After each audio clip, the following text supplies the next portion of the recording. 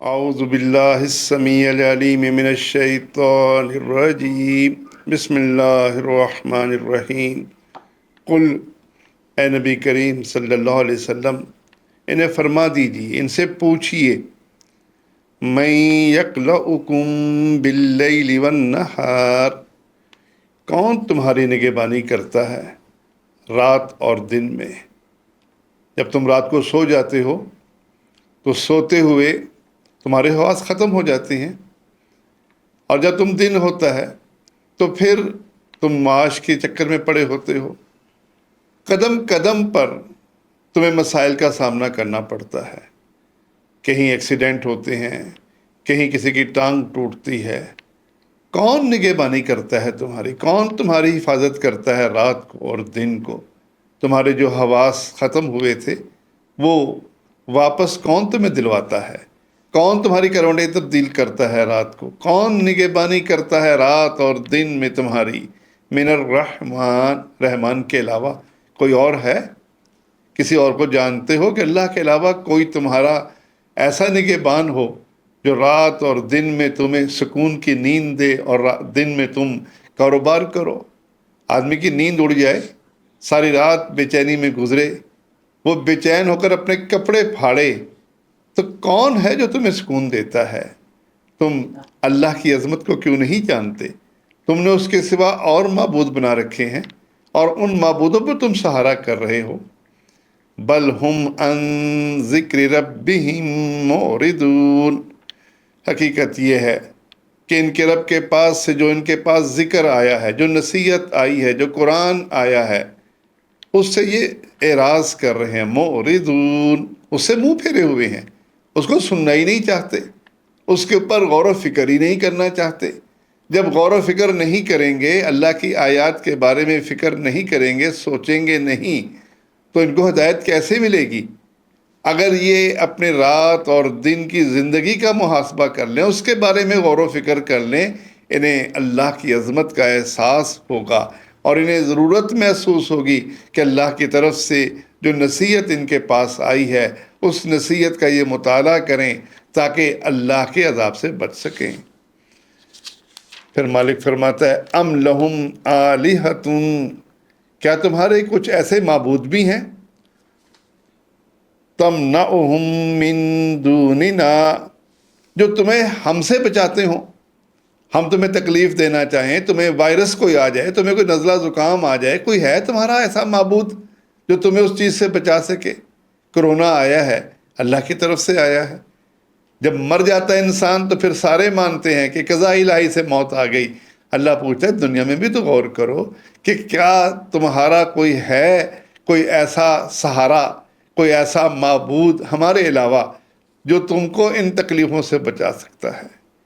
لا یستطیعون نصر انفسہم، وہ تو استطاعت ہی نہیں رکھتے اپنی مدد کی، وہ تو خود مجبور ہیں۔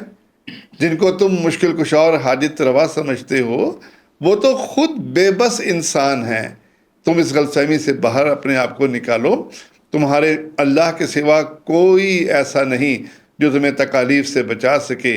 ولا ہم منا یصحبون، اور نہ وہ ہمارے مقابلے میں تمہارا ساتھ دے سکتے ہیں۔ یہ ممکن ہی نہیں کہ ہم تمہیں تکلیف دینا چاہیں اور تمہیں وہ تکلیف نہ آئے، تمہیں کچھ آرام دینا چاہیں اور تمہارا آرام کوئی چھین لے، ایسا نہیں ہے۔ اللہ مالک الملک ہے، جو چاہتا ہے کرتا ہے، اور اس کرنے کی بنا پر تمہارا فرض بنتا ہے کہ اس کی عظمت کو پہچانو، اس پر ایمان لے کر آؤ۔ اور جو اپنے آپ کو اللہ کی پکڑ سے نہیں بچا سکتے، کتنے ڈاکٹر ہیں جو کرونا میں مر گئے، کتنے ڈاکٹر جو ایکسیڈنٹ میں مر جاتے ہیں۔ یہ ڈاکٹر بھی اپنے آپ کو نہیں بچا سکتے، یہ پیر اور فقیر بھی اپنے آپ کو نہیں بچا سکتے۔ یہ جب اتنے بے بس ہیں تو ان پر کیوں سہارا کرتے ہو؟ پھر اللہ انسانوں کی گمراہی کی بڑی وجہ بیان فرماتا ہے، بل متعنا ہؤلاء وآباءہم، بلکہ ہم نے ان لوگوں کو اور ان کے آباء و اجداد کو فائدہ دیا، حتی طال علیہم العمر، یہاں تک کہ ان کی عمر لمبی ہو گئی۔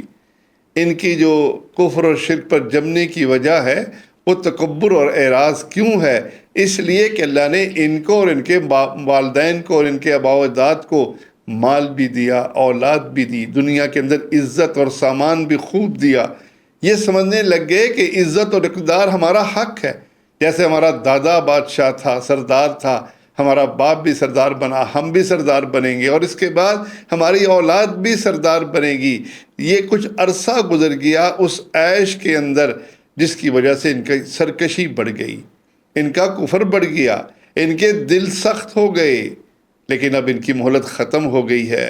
افلا یرون، کیا یہ نہیں دیکھتے، انا نأتی الارض، ہم لے آ رہے ہیں زمین کو، ننکسھا من اطرافھا، اس کے کناروں سے گھٹاتے ہوئے۔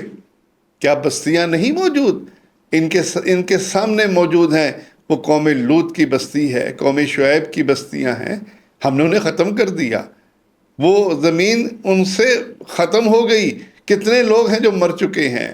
اور دوسری بات جو بیان کی وہ یہ، کیا یہ نہیں دیکھ رہے کہ اسلام پھیل رہا ہے، مکے سے نکل کر اب مدینے میں مضبوط ہو رہا ہے، اور مدینے کے ساتھ ساتھ یہ مکے کے چاروں طرف پھیلتا چلا جا رہا ہے۔ ان کی اقتدار کی جو جگہ ہے وہ آہستہ آہستہ کم ہوتی چلی جا رہی ہے۔ افہم الغالبون، کیا یہ غالب آنے والے ہیں؟ کیا ان حالات کو دیکھ نہیں رہے کہ مکے میں رسول اللہ صلی اللہ علیہ وسلم اکیلے تھے جب انہوں نے دعوت دی، اور پھر لوگ ملتے چلے گئے، انہوں نے آپ صلی اللہ علیہ وسلم کو مکے سے نکال دیا، وہ مدینے چلے گئے، اور پھر آہستہ آہستہ مدینے میں دعوت مضبوط ہوتی چلی جا رہی ہے، اسلام چاروں طرف پھیلتا چلا جا رہا ہے۔ اب سوچو تم غالب آؤ گے یا اہل ایمان غالب آئیں گے؟ قل انما انذرکم بالوحی، کہہ دیجئے میں تمہیں وحی کے ذریعے ڈرا رہا ہوں، یہ ڈراوا میری طرف سے نہیں ہے، میں بحیثیت محمد بن عبداللہ تم کو نہیں سمجھا رہا، بلکہ تمہیں جو پیغام سنا رہا ہوں یہ اللہ کی وحی ہے۔ اللہ نے محمد صلی اللہ علیہ وسلم کو رسول بنا دیا، محمد رسول اللہ کی حیثیت سے میں تمہارے سامنے یہ حقائق رکھ رہا ہوں کہ تمہاری زندگی جو ہے آہستہ آہستہ کم ہوتی چلی جا رہی ہے۔ اس وحی کے ذریعے جب تمہیں یہ ڈراوا پہنچ رہا ہے تو تم اس وحی پر ایمان لے آؤ۔ وَلَا يَسْمَعُ الصُّمُّ الدُّعَاءَ، اور نہیں سنتے بہرے پکار کو، اِذَا مَا يُنذَرُونَ، جب وہ ڈرائے جاتے ہیں۔ بہرے کو آواز نہیں آتی، وہ پکار نہیں سنتا، جب وہ پکار نہیں سنتا اس کو ڈراوا سمجھ میں نہیں آتا۔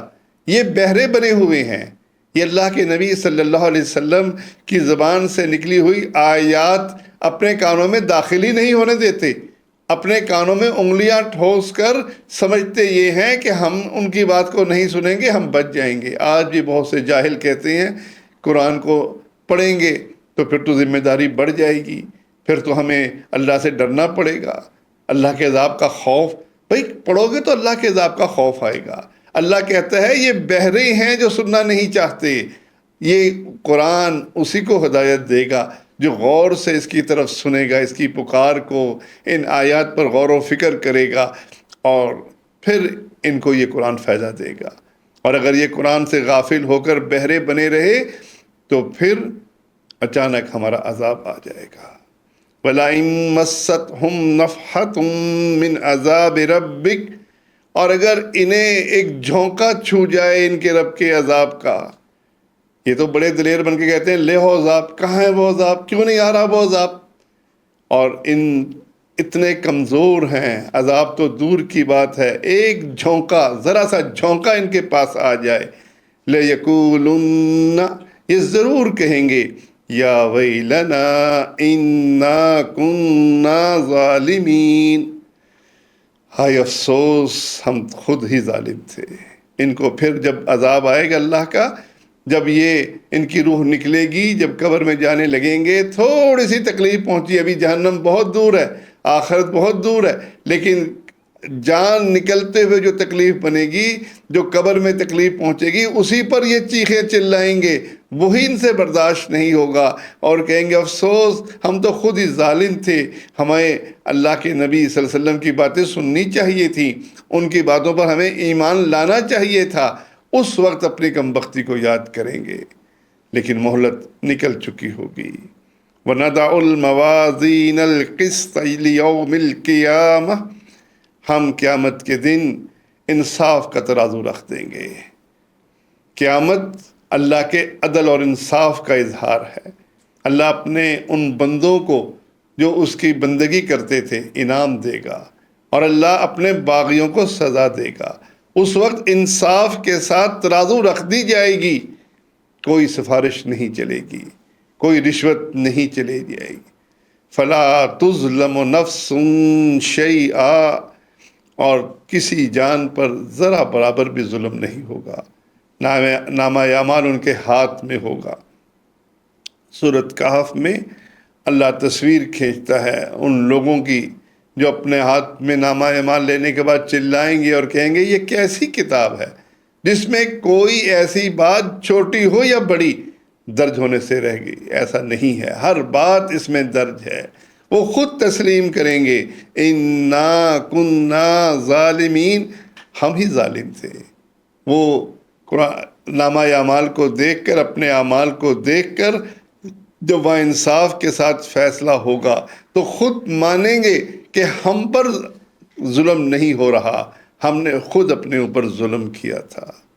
وَإِن كَانَ مِثْقَالَ حَبَّةٍ مِّنْ خَرْدَلٍ، اگر چھوٹے سے رائی کے دانے کے برابر بھی کسی کا کوئی عمل ہوگا، أَتَيْنَا بِهَا، ہم اسے لے آئیں گے۔ کسی کی کوئی نیکی چھپی ہوئی نہیں ہوگی، کسی کی کوئی برائی چھپی ہوئی نہیں ہوگی۔ رائی کے دانے کے برابر بھی کسی کا عمل ہوگا، اچھا ہو یا برا، ہم اس دن لے آئیں گے۔ وَكَفَى بِنَا حَاسِبِينَ، اور ہم حساب لینے کے لیے کافی ہیں۔ کیا یہ سمجھتے ہیں کہ ہم حساب لینے کے لیے کافی نہیں؟